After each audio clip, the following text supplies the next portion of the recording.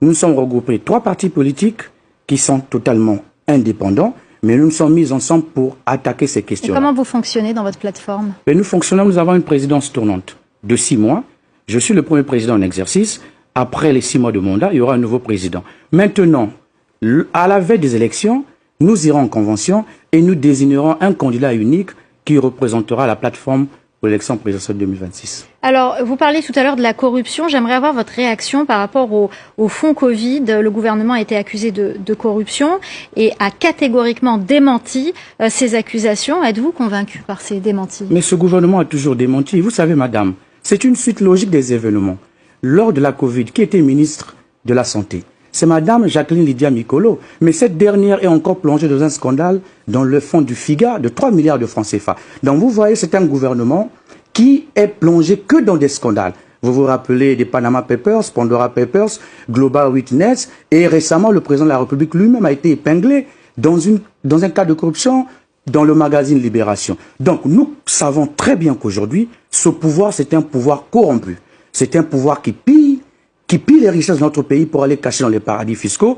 Voilà pourquoi en 2026, nous devons faire le nécessaire. La population doit prendre ses responsabilités pour mettre hors d'état de nuire ceux qui ont pris le pays en otage. Alors, question à propos de la participation de votre pays, la République du Congo, à cette médiation entre la Russie et l'Ukraine.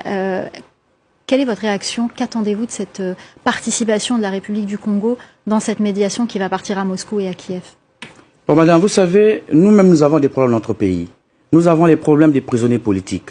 Au jour d'aujourd'hui, la justice congolaise n'est pas indépendante.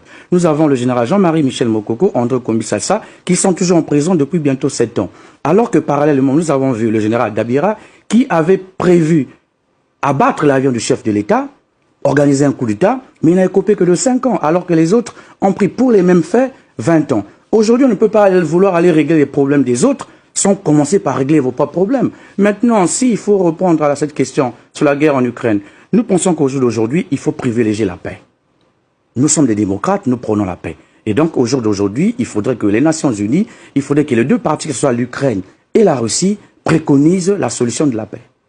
Rapidement, quelle est la situation des droits de l'homme? Vous l'avez brièvement évoqué. Mais la situation des droits de l'homme au Congo, elle est catastrophique, madame.